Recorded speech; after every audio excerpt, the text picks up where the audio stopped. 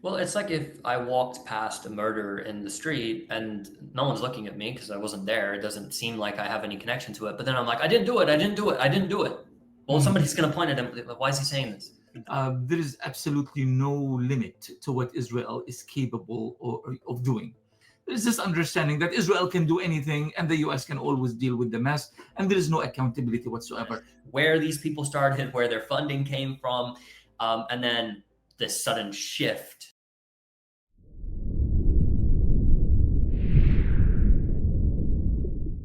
Welcome, everyone, to the FloodGate Podcast, a vital space brought to you by the Palestine Chronicle. I'm your host, Ramzy Baroud. For this special episode, we turn our attention to the assassination of American conservative commentator Charlie Kirk, a killing that has unleashed a storm of theories, political maneuvering, and global headlines.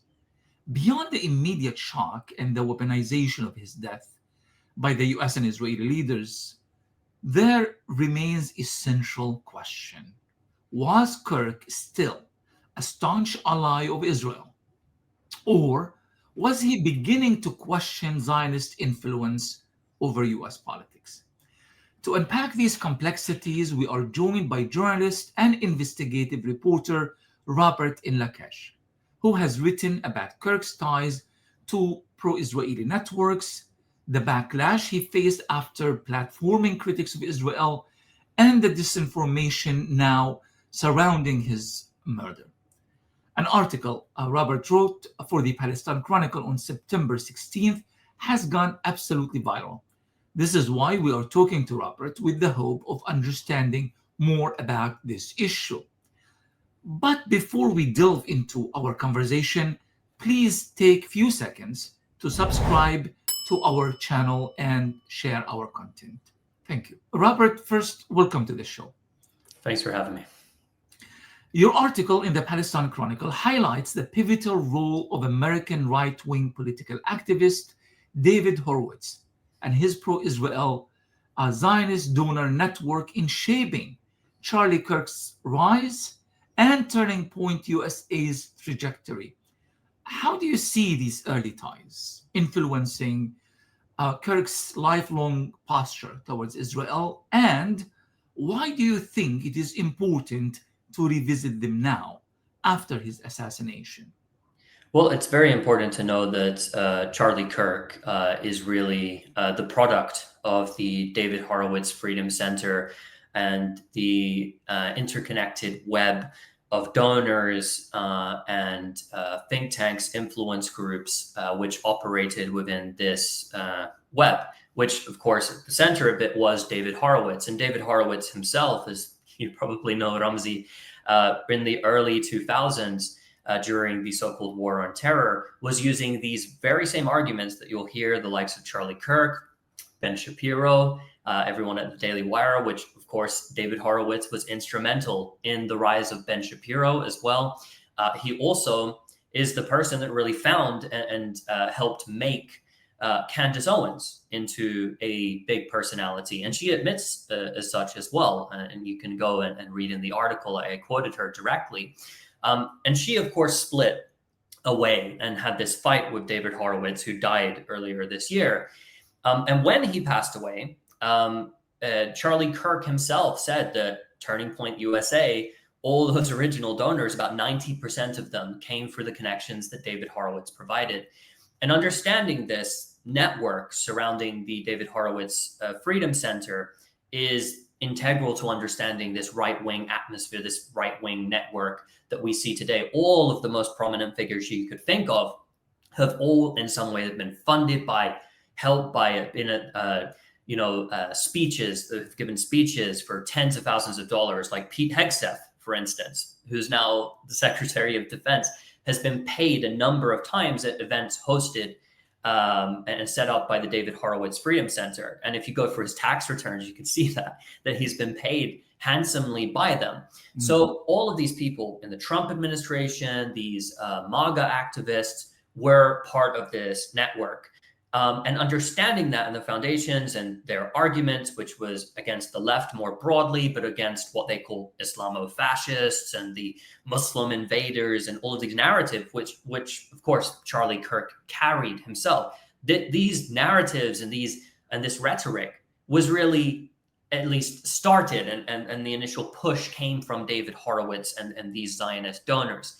So understanding this is important, because if there then is a shift and these figures, which have been funded by wealthy Zionist billionaires who have very extremist beliefs, who are extremely anti-Muslim, who are extremely anti-immigration, are extremely anti-Black, for instance, suddenly if there's a shift in one of those personalities they funded, then this is something to note. There has been a change in society and their audiences. And we've seen this in prominent cases, like I just mentioned, Candace Owens, but also Tucker Carlson is somebody that read his audience, read the room, especially with young people.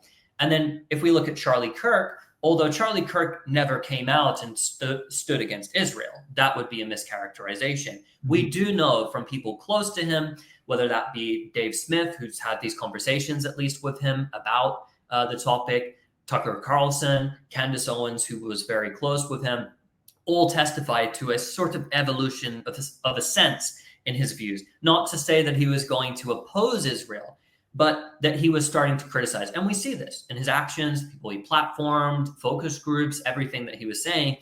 He was starting to come closer to his base, which Turning Point USA has the Republican youth. And we know the vast majority of them, of course, as well, are now, the younger population, are anti-Israel. So it reflects what has happened with public opinion. And I think that's really important to understand where these people started, where their funding came from, and then this sudden shift since, I would argue, October 7, 2023. And I want to talk about that sudden shift, because we need to try to unpack that a little bit here. I mean, so there's this character, David Horowitz, who is kind of the maker of conservative stars, whether on social media or traditional media or any other. They are doing such a good job kind of promoting and just repeating the Israeli line, the Islamophobic discourse, in the same consistent fashion as they have been doing since the terrorist attacks of 9/11 until today. They just keep that going, even though the world has changed in many ways. They are just trying to keep the connection going in, so that Israel would carry on, doing what it's doing in Palestine and the rest of the Middle East. But then there's this shift. Now, since the money was still coming from the likes of Horowitz and his network of donors, do you think that shift was a genuine evolution in their thinking, or was it kind of more tactical response to the younger conservative base turning against Israel? And if it's the latter, so that means that the question of money didn't matter to them. We're just trying to understand here, is Tucker Carlson, for example, Candace Owens and all the rest, are they genuine in their feelings, or do they feel that this line doesn't sell anymore and they just need to find an audience and perhaps funds elsewhere? Well, it could certainly be a bit of both. I can't read their minds, obviously. But evidently they still have donors. So there has been a decision that's made, obviously, from certain donors, certain prominent people that have said to them, it's okay, do a little bit of criticism. So obviously they're still getting funding, probably not as much as they were before, but they are still, well-financed. They still have enormous audiences. And I believe that if you look at the way that they are speaking, and then you look at the opinion polls from Republicans and the entirety of the US public, or across the West more broadly, you'll see that their opinions start to shift with this arc, this anti-Israel arc in the polls. Whether that was genuine on their behalf and they started waking up like their audience, let's say, this is something that, they had this awakening and this epiphany about their views. Perhaps I can't read their minds, but it is important to understand that in all of this, they were paid handsomely for a very long time to toe this pro-Israel narrative. And you noted here with like these are very Islamophobic narratives, anti-Black narratives. This is the discourse. It's very to divide and to channel anger into minority populations, and then take that anger, harness it, and funnel it into pro-Israel sentiments. That was the whole tactic here.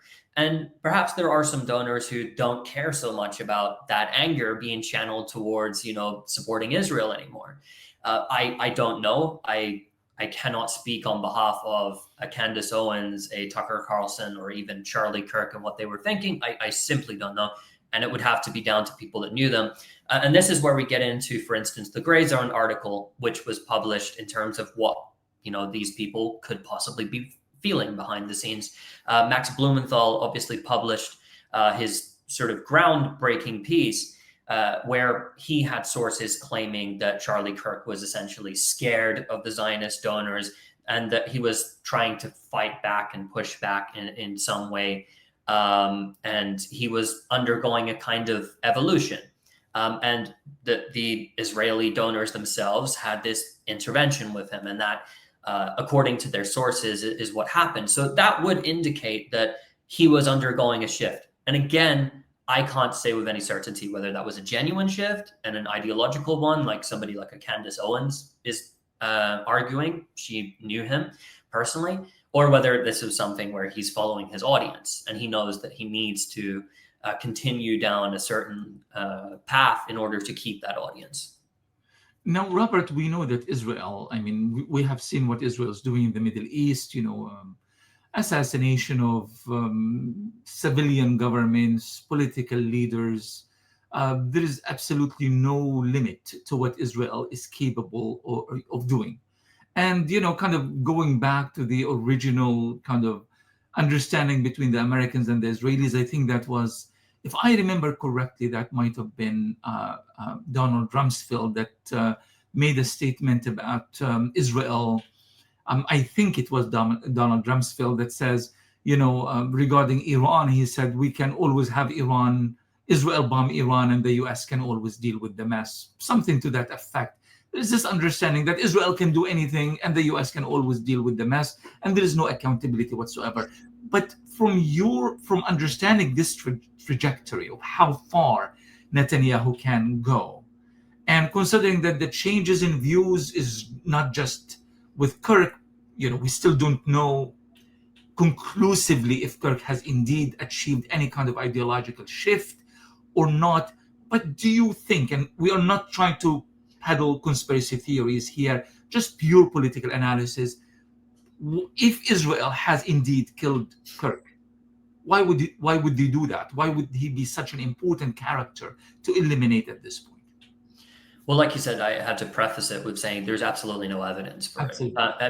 And originally it was, down this line of thinking, when I saw people saying it, I was thinking to myself, this guy has literally mocked Palestinians being bombed and the Gaza Strip being flattened, right? He's laughed about it, or at least made somebody else laugh about it, and he's openly justified everything that's going on in Gaza. So I didn't pay much attention to it until the report came out from the Gray Zone, and then putting the pieces together, there is an argument for motive. There is. And I don't know all the ins and outs of it. I can't pretend to know all the ins and outs of what was actually happening behind the scenes. But if, hypothetically, Charlie Kirk, with his Turning Point USA, was going to, and was undergoing this shift and was changing ideologically and was going to begin platforming more and more critics of Israel and its policies, was beginning to take a very America first line, right, in line with that Republican base, putting Israel behind the United States and adopting those anti-war views that Donald Trump said that he ran on. Of course, when he got into office, that's not what happened. But, this is something that base wanted. So if he was undergoing this shift, then the Israelis are at an all-time low in public relations at this point. They've lost the Democratic Party. I think they understand that the base of the Democratic Party is gone. Anybody with liberal or left-wing views, they don't have them anymore. And a big chunk of the Republican Party as well, they're losing them too. And so what they've done is they've basically gone down the line of trying to brainwash American conservatives, specifically those with pretty hardline beliefs, with the anti-Islamo-fascist belief system and anti-immigration beliefs and the rest. And the Israelis, by the way, recently identified this. Benjamin Netanyahu publicly said that we're losing the information war. He said this, I'm obviously paraphrasing him. And the Israeli government then decided in July that they'd pump millions and millions into this new PR campaign, specifically targeting right-wing conservatives in the United States by first bringing out just over a dozen influencers on a trip to Israel. And by the end of the year, they hope to get 550. And if you see the organization which was funded by the Israeli Foreign Ministry, which is behind this, they are in line with the David Horowitz Freedom Center rhetoric about a clash of civilizations and, defending the West and Judeo-Christian values from, Islam and Muslim invasions and all of the rest of this.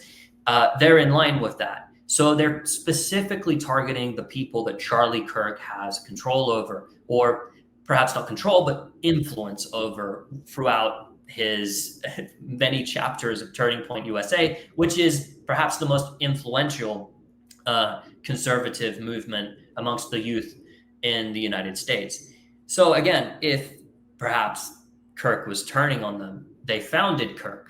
They made him big. They funded Turning Point USA. They're the ones that put their money into it. And right now they have a campaign that they're pouring millions and millions and millions of dollars into.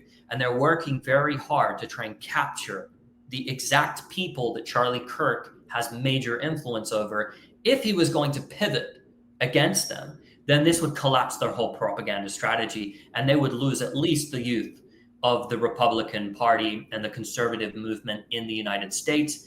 And it would make it more difficult for them. All these lobbying efforts, you have to think billions have been churned out by this Israel lobby and billionaire donors connected to the Zionist lobby in the United States over decades and decades. This is a huge amount of work that they've committed, a huge amount of money that they've committed to ensuring that they have support from the American voters, and also as well making sure the Congress and the senators, and then leading up all the way to the presidency, will listen to them and will implement what they tell them to implement.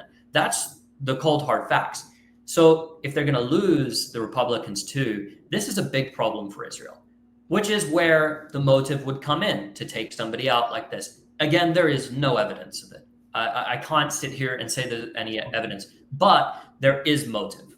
And I think it's important to acknowledge that you can make an argument for motive. Does that mean that Israel did it? No, but definitely with these constant speeches that Netanyahu's giving, trying to compare everybody to Nazis for claiming that Israel could play a role, is not helping their case. They make themselves look more guilty on a daily basis. Well, exactly, Robert. There's a Latin saying. I'm not gonna even try to pronounce it in Latin, but translates to something like unsolicited excuse, manifest accusation. So basically you have Israeli Prime Minister Netanyahu appearing in a video statement twice. And I think he was on CNN as well. And he made a video for Twitter. He directly insisting that Israel had no connection to Kirk's assassination. What do you make of these unusually direct denials? Do they put the rumors to rest, or do they actually fuel suspicions even further?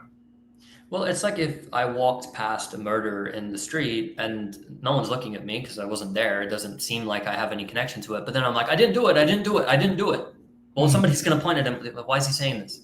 Like, that's instantly going to be what's happened. Is because of all this denialism, and then as well, the ADL going after all of these people on social media who are saying Israel did it. They're not claiming that, oh, well, there might be some motive. They're claiming Israel did it, right? But by them going after them and attacking them, and the media also, peddling this narrative, oh, it's so ridiculous that Israel would ever do anything about it. Well, Right. what's naturally going to happen is everyone's attention's drawn to it. And then when their attention's drawn to it, they go, wait a minute. So Israel just tried to assassinate Hamas leaders in Doha. Israel just assassinated a big portion of the Yemeni cabinet, including the prime minister of Yemen in Sana'a. They tried earlier this year to assassinate the president of Iran, Masoud Pezeshkian. And then also, if you want to go further back, we can go back to before Israel existed. The Zionist Stern Gang attempted to assassinate Winston Churchill and other British officials through the likes of letter bombs. They trained their terrorist militia forces to try and carry out these operations. Of course, that didn't actually occur, but they tried. They tried planting bombs in lobbies of hotels in London, and they've done these things. In the 1970s, the Israelis assassinated innocent Palestinians who they accused of connections to all sorts of different things in the likes of Rome, Italy. Fathi Shaqaqi, the former Secretary General of Palestinian Islamic Jihad, was assassinated in Malta. So the idea that they wouldn't do something like this, people would say, well, that's, against a Western person. And it's not like, for instance, the 2010 Israeli Mossad operation to assassinate a Hamas figure in Dubai, where they used European and Australian passports, for instance. But at the same time, Israel is capable of these types of assassinations for sure. So with such a long track record of these kinds of extrajudicial killings across at least 4 different continents that they've carried them out, people are going to ask the question, well, why are they saying that this is so outlandish that they would do something like this? And then why are they denying it so vociferously? They keep coming out and saying again and again, we didn't do it.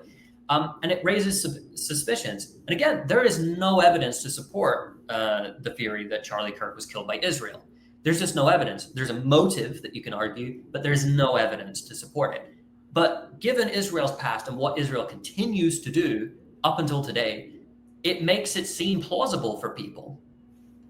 But I know this suggestions of mine, and I'm just playing devil's advocate here, could be equally outlandish. That maybe Israel wants you to think by this kind of denial, Netanyahu is not stupid enough to kind of give us kind of access to, kind of add to the conspiracy theory or the theories, let's say, that suggest that Israel may have killed Kirk. By doing so, maybe he is, number one, taking a stance, say, we didn't do it, but those who are not going to believe it might actually become concerned about their own lives, their own well-being. Do you think Israel is also keen on sending a message to people that be careful, don't mess with Israel, especially if you are in a position of power and influence at this stage? It's certainly valid. I mean, they're not beyond making these sort of petty threats. And also another thing to consider as well, and again, this is not to say that they did it, but there are many radical Zionist organizations in the United States which have connections to Israeli Mossad and the Israeli military and Israeli government even, but are not directly under their control, that operate on U.S. soil and could carry out terrorist attacks. And they have. The Jewish Defense League did this. So there have been terrorist attacks carried out by sort of rogue Zionist groups on U.S. soil to try and intimidate people. Right? They tried to do it to certain Jewish Americans who were speaking out. They tried to threaten them. We're coming for you. We'll blow up your home if you don't, toe the line or you don't tone this down. And then, of course, as well, they can make these threats against anyone, political figures if they want, popular online commentators.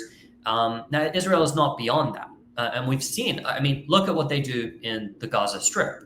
They've assassinated almost 300 journalists for speaking, for free speech. That's the reason that they assassinated them.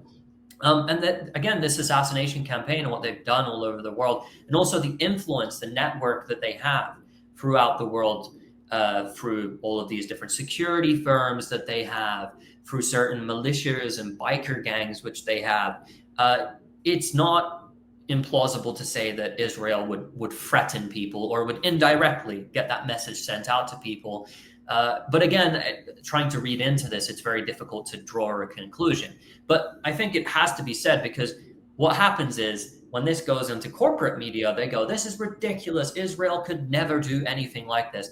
And then we're sitting here like, have you not seen 2 years of genocide and assassinations around the world? Have you not seen Netanyahu say that he wants to carry out assassinations anywhere in the world if he has a Hamas target allegedly there? So it's not beyond Israel to do these things. And so we should keep that in mind, and we should have that context in mind of what Israel is and what Israel does, while also reserving the right to say there is no evidence for something like this. And we have to reserve judgment because we can't go forth and say Israel definitely did this, that, or the other with no evidence, because it's just not credible at the end of the day. But could they? Would it help them? Would there be motive? Sure. Okay, and that leads me to my final question. As journalists, as an analyst, as investigative reporters, we look at all of this. There's a wave of speculation online, not just only about Kirk, but and his assassination, but about a host of other issues. Almost every day there is a new theory, new claim that is being made. But of course, we do not have access to, as you said, we cannot speak with total confidence about who did what. How do we navigate this? How should journalists, but also the public, navigate this mix of facts, rumors, disinformation when investigating a case as politically charged as this one? And how do you, as a seasoned reporter, investigative reporter, and analyst, how do you also navigate this kind of issues? It's interesting to hear all of these different opinions on it. I think we should accept that there are a range of different opinions, and also understand that this is being weaponized for various different purposes. Different actors are trying to weaponize this killing. It's ultra politicized. Anyone claiming that they're not politicizing it. I mean, all these conservative Republicans and politicians coming out saying, how dare you weaponize this and that and the other. It's like from day one, they were talking about death penalty for the shooter, and that the Muslims did this, or transgender people did X, Y, Z. They're coming out and blaming everyone and anyone. The Democrats did this, and the liberals, blah, blah, blah, and communists and socialists, and banning this group and silencing this and that. Everyone's trying to weaponize it. It's important, however, when we're looking at this, to accept that people have theories, and not just to dismiss them immediately, but to assess what their theory is. Mm-hmm. So for me, when I was looking at this case and people were arguing Israel did it, I wanted to know, why would they say that? Now, some people might just say it because they're just blaming Israel. Some people, they hate Israel, so they think, okay, this is good with the Republican base just to say Israel did it. And I think there's some people that just do that and they didn't even look at any evidence first. But there are people that presented an argument as to why there would be a motive to do it. And I think it's important to acknowledge that and to reserve judgment as journalists, but not to go forth and attack people and mock people and say, you're ridiculous for having this view. How could you think this? You're a conspiracy theorist. You're this and that and the other. I don't think any of that is helpful, personally, especially because the media now, our job as the media, is to try and speak to the public and try and do what we can to help the public's education on matters, not to jump in and ridicule, because the corporate media does that. That's the job of the corporate media, to toe the party line of the Democratic Party, the Republican Party, or whatever country it's in. They turn the government line, they're stenographers, and people don't trust them because of it. So here we are in more independent media. Our job should be to look at things critically, to assess it, not to just go out and ridicule and take an ideological stance on it, but to actually assess it. And then that's the sort of approach that I took to it. For instance, a lot of people were pointing, and I pointed this out in my article, a lot of people were pointing to, oh, Charlie Kirk was criticizing, and he just came out and he said that October 7th was an inside job, right? And he and I looked at that and I traced it back, and he said that immediately after October 7, 2023. He did double down on his views, that's true. But there were articles condemning him in right-wing publications at the time for spreading this theory. Not to get into that theory right now, but it's important to look at these things and to also point out, okay, this is not true. There were some people even assessing the videos, and I sent it to some military contacts of mine because, I'm not the most knowledgeable in that field. And I said, people are saying theories about, people making hand gestures behind Charlie Kirk's head, for instance. And to me, that doesn't make sense, because why do you put, spotters behind the target? That wouldn't make sense. But I asked some friends, and they both said, this is ridiculous. Like, look, people don't do this. And I trust their assessment on that, because these are people that have actually been in combat and they know what they're talking about. I personally don't. So there are theories which come up. It's good to address them rather than and talk about them, rather than to just ridicule and push them to the side, because I don't think that does anyone any good to do that. We shouldn't treat the public as if we have contempt for them and we disrespect them. No, we're trying to do our job as journalists. Absolutely, 100%. Robert, first of all, thank you very much for joining us. But also thank you for all the amazing work that you have been doing, always, but particularly in recent years. You shed a lot of, the way you provide context and alternative analyses to many issues that are just, that just happen every day without anyone kind of thinking that there are an alternative way of seeing them, has been particularly popular with our readers, but with, readers and viewers in many of the platforms that you associate with. So thank you for all of that and for taking the time to talk to us. Thank you so much, Ramzy. Thank you for your kind words as well. And it's been great to do this interview. I hope to be back soon. Thank you, Robert. And to our readers and rather our viewers at home, please do not forget to interact with our content. Leave a comment. And again, please do subscribe to our channel and share our video. For more information and to read Robert's article, please visit our website, PalestineChronicle.com. Thank you very much.